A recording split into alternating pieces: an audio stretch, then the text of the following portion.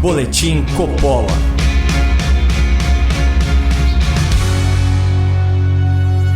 Sejam muito bem-vindos ao Boletim Coppola especial. Hoje nós vamos comentar a entrevista do presidente Bolsonaro a um dos principais âncoras da TV americana, o analista político Tucker Carlson, da Fox News. Para me ajudar nessa missão, nós teremos a presença ilustre do internacionalista e cientista social Fernando Conrado, que mais uma vez participará do nosso quadro Conversa de Boletim. Considerado pela revista Time como o conservador mais poderoso dos Estados Unidos, o jornalista e apresentador Tucker Carlson é recordista de audiência na Fox News, onde apresenta seu programa em horário nobre.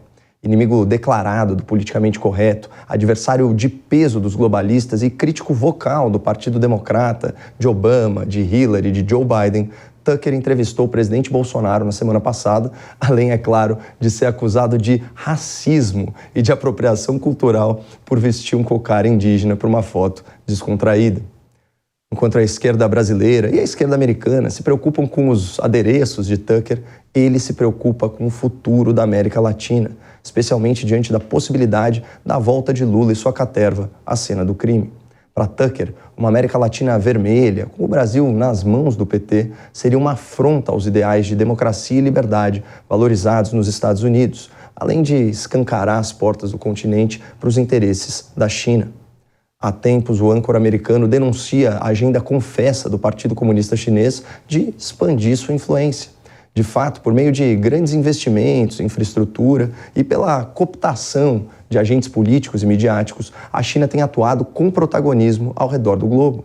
Para ficar em um exemplo, no continente africano, cada vez mais sob domínio econômico chinês, apenas um país reconhece a existência legítima de Taiwan, uma democracia independente.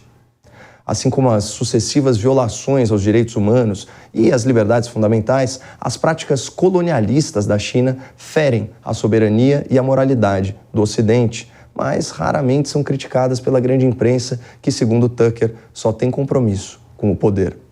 O apresentador americano reputa o Brasil como o principal aliado dos Estados Unidos no hemisfério ocidental e enxerga no presidente Bolsonaro um foco de resistência à influência chinesa, à hegemonia da esquerda, ao intervencionismo estatal e ao politicamente correto.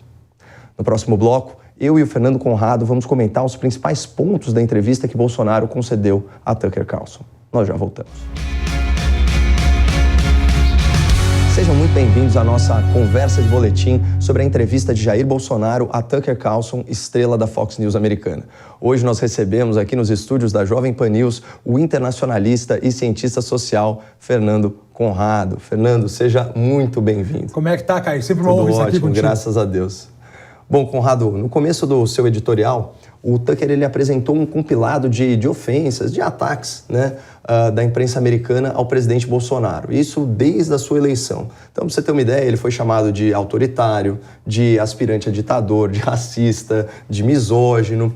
E assim que a CNN e a MSNBC e também várias outras publicações ligadas à esquerda americana retratam o Bolsonaro para o mundo. Então, até agora, grande parte do público internacional formava a sua opinião sobre o presidente brasileiro, aí com base no que diziam dele, não com base no que ele dizia, né? Então, você acha que essa entrevista, que foi um grande sucesso de audiência, você acha que ela representa aí um ponto de virada na percepção dos gringos sobre o nosso país e sobre o atual governo? Boa noite, Caio. A parte mais interessante dessa conversa, a entrevista do Tucker Carlson com o presidente Bolsonaro, é exatamente quebrar essa bolha. A gente conseguiu ver aqui o Bolsonaro sendo muito direto, muito claro, tendo um discurso calmo. A posição dele durante a sua fala foi extremamente convincente às pessoas e deixando claro tudo isso que a gente está acostumado a ver aqui no Brasil, os ataques que ele sofre, o trabalho da imprensa atacando ele por todos os lados, o silêncio em questões importantes, todo o aparato de união. Quando a gente teve no início do seu governo, a gente teve essa ideia do ninguém vai largar a mão de ninguém, e a gente viu isso acontecer de maneira premente durante esses anos. Na minha visão, como tu bem comentaste, essa posição do Bolsonaro, essa entrevista tomando conta aí do mundo todo hoje, chama muito mais atenção e leva as pessoas de diversos cantos do mundo, como eu pude mesmo constatar, conversando com amigos aí, percorrendo as redes sociais, querendo que seus países também tivessem um Bolsonaro no poder, tivessem um presidente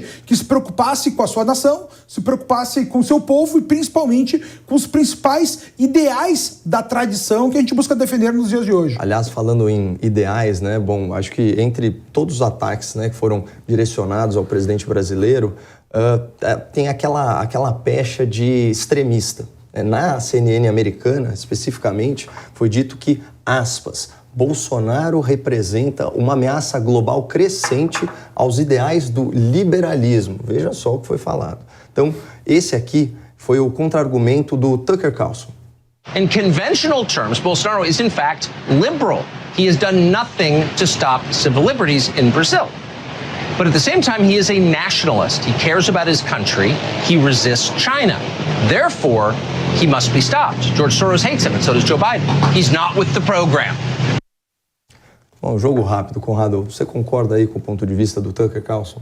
Acho que o Tucker Carlson foi muito feliz. Inclusive, é interessante trazer às pessoas essa definição do que é o liberalismo, né? Quais são as ideias do liberalismo clássico, lá com John Locke. A gente tem exatamente a defesa da vida, a defesa da liberdade, a defesa da propriedade privada, a defesa do livre comércio e a defesa do Estado de Direito. E é isso que a gente vê o Bolsonaro, né, o seu governo, defendendo nesses últimos anos.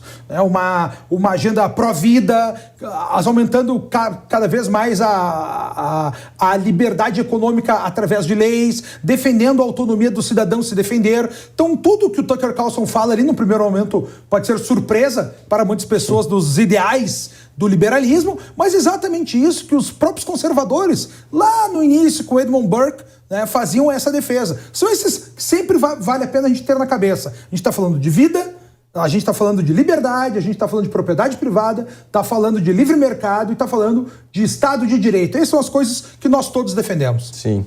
Bom, aí já falamos então da situação, vamos falar da oposição, né? Porque logo no começo da entrevista, né, o Tucker, ele afirmou que a oposição ao Bolsonaro, isso tanto no Brasil quanto lá no exterior, é uma ampla coalizão formada por bilionários, pela elite universitária e pela grande imprensa, né? Então são aí segmentos que sentiram aí um forte impacto, principalmente econômico, nessa nova gestão. Bom, na sequência, o Tucker ele pergunta o que aconteceria com o Brasil caso essa oposição volte ao poder. Então aqui eu selecionei alguns trechos da resposta do presidente. Vamos dar uma conferida. Is the fact that Brazil had a country that, upon taking office as president, the incumbent president surrendered strategic positions in the cabinet political parties, including the cabinet ministries, state banks, state companies. I did not do that. So I got a lot of pushback, strong pushback from Brazilian parliament, and we were able to withstand. In 2019, in 2020, of course, the pandemic hit and everything changed. And this country was doomed to a fiasco because many governors actually gathered forces through the economy to defeat me.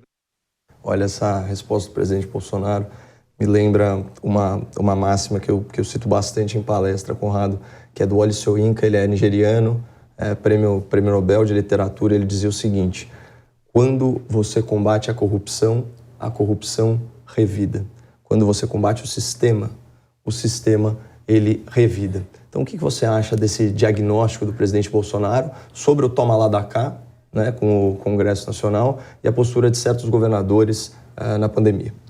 É interessante a gente pensar já o conceito de sistema, e aí também me vem uma frase do George Orwell, né, que nos falava o quê? Que a própria empresas como um todo, a marca, sustenta a mídia controla a massa e a massa paga a marca, consome a própria marca. E é isso que a gente vê que são esses elementos que o Tucker Carlson fala no início dessa entrevista. São os grandes bilionários, né, a mídia como um todo e os professores. O que a gente vê que todas as pessoas são aquelas que deixaram o poder, perderam o poder que tinham até antigamente. Normalmente eu falava mídia tradicional, mas não é mídia tradicional, é a velha mídia, né? Porque eles não defendem valores nenhum. E um grande ponto pra gente enxergar nisso aqui, Caio, que alguém que tem o poder na mão, não é porque ele venceu uma eleição que ele vai entregar o poder pro outro lado. Bolsonaro, você ganhou, tome o poder para você. Não é assim que as coisas funcionam. Isso é a definição do Zé Dirceu, inclusive, né?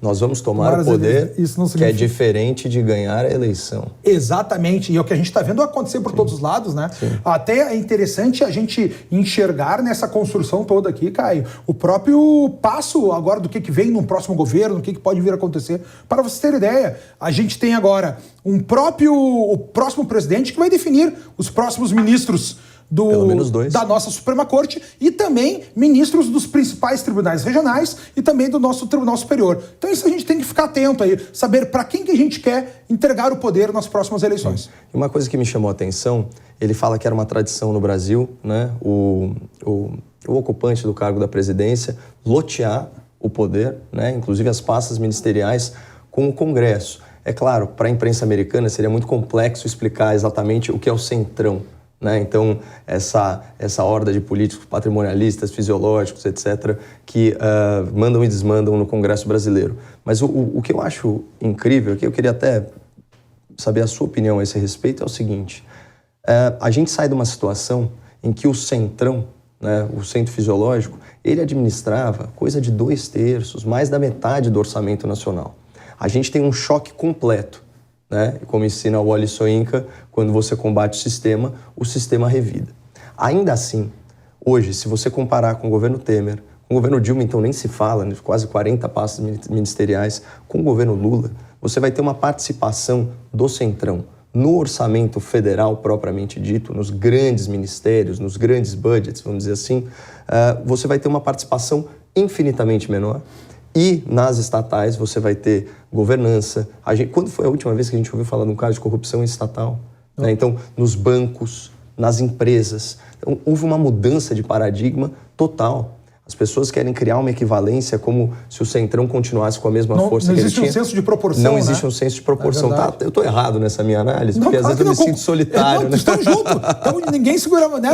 Ninguém larga a mão de ninguém aqui. E é exatamente isso que a gente vive, cara. A gente vive num momento onde a gente teve uma transformação completa na própria visão de governo. Foi chamar pessoas técnicas para cargos e posições importantes, estratégicos dentro da nação. E isso é muito claro, a gente vê também como a velha mídia coloca isso dentro dos seus noticiários, né? Sim. Quando o governo tem algum erro, quem errou foi o presidente Bolsonaro. Quando dá certo, é o governo do Brasil. Ninguém traz essa benesse para o próprio presidente. A gente sabe que é ele, cercado das suas pessoas, que são o próprio governo. E é nesse sentido que a gente tem que abrir cada vez mais os olhos para enxergar como o que está por trás, o que a gente tem que vir a ganhar, o que a gente pode vir a perder nas próximas eleições. Será que é isso que a gente quer novamente? Será que é essa troca de favores declarados? Sim. Porque muita gente questiona, Conrado, mas agora tem um orçamento secreto, agora saiu uma PEC dos benefícios, que chamam de PEC kamikaze, que eu não concordo com o nome, são PEC de benefícios, porque a gente está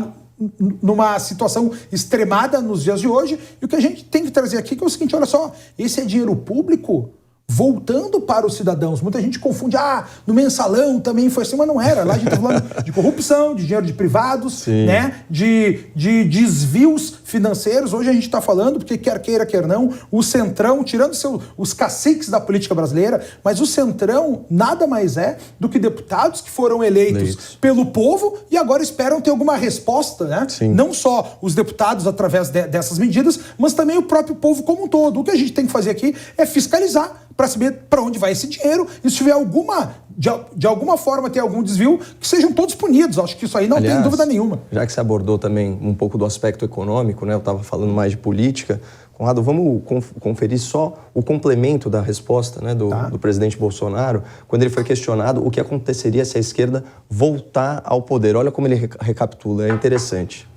We were able to successfully come to the end of 2020, 2021 and came to a positive balance of about 3 million new job posts created in Brazil during the pandemic.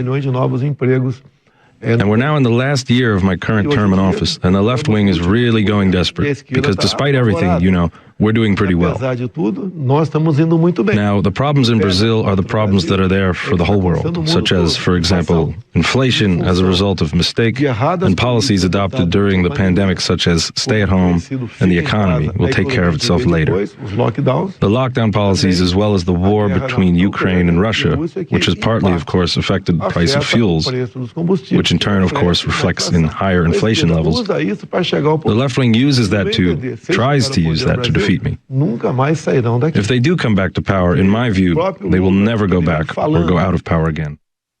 Duas coisas. Lembra daquela frase da Jane Fonda, né? A Covid é uma dádiva de Deus para a esquerda. Vem o Lula, né, num raciocínio emparelhado e fala: ainda bem que a natureza, contra a vontade da humanidade, criou esse monstro chamado coronavírus para que até os cegos enxerguem que só o Estado consegue dar fim a determinadas crises. Mas, enfim, eu acho que ele recapitulou de uma forma muito boa. Falou o seguinte: olha, em relação ao resto do mundo, o Brasil vai muito bem, né? Então a gente tem geração de emprego. As pessoas esquecem, né, Conrado, quando a gente compara as crises, em 2015 e 2016, a gente tinha desemprego e recessão, retração econômica. Hoje no Brasil você tem crescimento econômico com emprego. É claro que tem o problema da inflação, que o presidente mundial, né? É um problema mundial. Mas eu queria aqui eu achei interessante o diagnóstico, como você falou, foi um diagnóstico sóbrio, sereno, até, né, respeitando a liturgia do cargo, né? Eu queria tratar agora finalmente do que o Bolsonaro falou sobre o Lula, né? Porque o presidente ele ressaltou, né, algumas diferenças importantes entre eles, né, sobre algumas pautas bem relevantes. Então, corrupção, proteção à vida, que você bem falou, né, proteção à vida inocente, despenalização, que é um assunto que me interessa especialmente, a legítima defesa e respeito à propriedade privada. Vamos dar uma olhada nisso. Such as abortion policy and the apparent partnership he has with many crooks and thieves.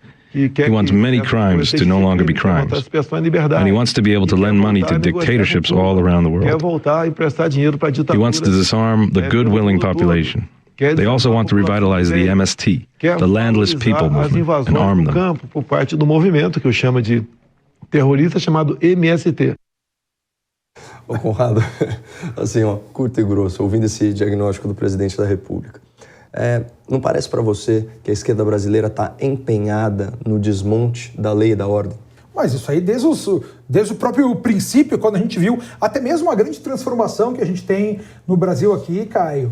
Quando é que o nosso STF começou a desgringolar? Pô, tu é advogado, eu sou advogado, a gente tinha o orgulho... sou bacharel. Ok, mas de qualquer forma tem a formação em direito, sim. E a gente tinha orgulho da nossa Suprema Corte. Sim. Quando é que a gente parou de ter orgulho? Quando os requisitos necessários, que era o notável saber jurídico e a reputação ilibada, passaram a não ser cumpridos por quem? Pelo próprio PT, quando a gente começou a ter figuras que não eram grandes sábios, sim, e que tinham um pé na lama, um rabo preso, entrando na nossa Suprema Corte. A gente espera que os próximos ministros que venham a compor a nossa Suprema Corte tenham mais uma retidão de caráter. E o que o Bolsonaro fala aqui é algo que para mim é muito claro, e espero que seja claro também para a população, que a gente tem dois lados. Muita gente fala, a gente não pode ser...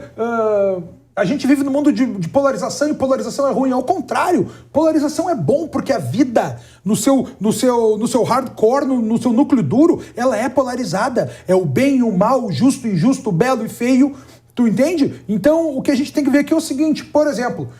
A gente tem de lado um candidato que propõe o aborto a qualquer momento da gestação. O outro que não, que quer preservar a vida. Eu quero que a vida seja preservada. Eu vou votar com um candidato que quer que a vida seja preservada. Tem um candidato que quer que o ladrão de celular seja solto, porque ele só roubou um celular. Tem outro que quer que o ladrão seja punido e que a polícia seja cada vez mais fortalecida. Eu quero que a polícia seja fortalecida. Eu vou votar num candidato que quer que a polícia seja fortalecida. Então tem que ficar muito claro isso para nós. Por exemplo, invasão de propriedade privada com MST. Como é que a gente tem isso acontecendo no Brasil até hoje? Inclusive, o governo Bolsonaro, o que a gente pega os dados, foi um dos que aumentou ainda mais essa própria distribuição de terras no Brasil, sim, para fazer com que a gente consiga ter cada vez um Brasil mais apto. E durante essa pandemia, só para encerrar aqui, aqui, o que a gente viu foi que nesse momento aí de atropelo gerencial, de gestão, a gente teve aí os cofres públicos jorrando dinheiro público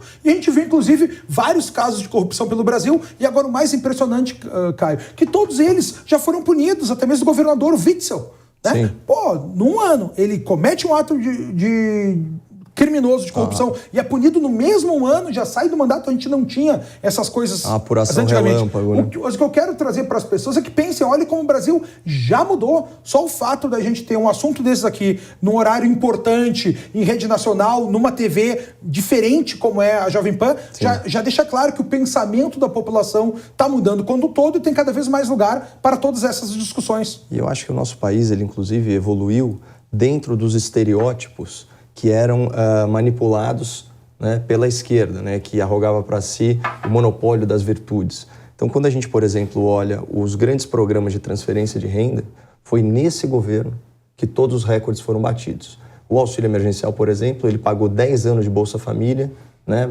em coisa de 6, 8 meses. E agora a gente tem o Auxílio Brasil, né, lógico, dado o contexto, né, porque um governo que obriga pessoas saudáveis a pararem de trabalhar, depois tem que dar uma certa compensação, mas você vê a parcela média está na ordem aí de R$ 409, a parcela do Bolsa Família era R$ 191. Então olha que curioso, o governo que tinha a pecha de extremista, de radical, de racista, de misógino, é o governo que mais está protegendo os vulneráveis com grandes programas de transferência de renda. E falando no que é mais importante, né, que é o respeito à vida, é você zelar pela incolumidade física das pessoas, pela segurança delas, a gente sai de uma realidade no PT de 61 mil mortes violentas intencionais por ano, em 2016, e cai para o menor nível agora de 41 mil mortes. E ainda assim querem fazer parecer que esse é um país de gente esfomeada como nunca foi e violenta como nunca foi. Isso simplesmente é uma narrativa, né? E eu queria aí uma mensagem final. Você acha que essa entrevista do Tucker, ela pode ser realmente assim até uma linha de orientação para a comunicação do presidente da República? Eu adorei o modo como ela foi feita, porque o presidente estava muito tranquilo, sendo bem pontual, firmeza nas suas alegações direto, que é uma característica do nosso presidente. E como eu já te falava já no início da nossa conversa, acho que essa vai ser uma grande transformação até mesmo no exterior, porque é isso que serve, né, o programa do Tucker Carlson, que é o mais visto no mundo todo aí, é ter agora uma visão do Bolsonaro pelo próprio Bolsonaro, de modo que as pessoas tirem as suas próprias conclusões. Tá certo. Bom, Fernando, mais uma vez, muitíssimo obrigado aqui pela sua presença, abrilhantando o nosso boletim, a nossa conversa de boletim. É sempre uma satisfação. E para você que quer conhecer mais o trabalho do professor, doutor Fernando Conrado, siga o @Fernando Conrado no Instagram e no Twitter e visite www.fernandoconrado.com.br, isso para acessar cursos muito legais de cultura, cursos muito bacanas de desenvolvimento pessoal. Então, muito obrigado, não percam a esperança no Brasil e até amanhã. Tchau, tchau.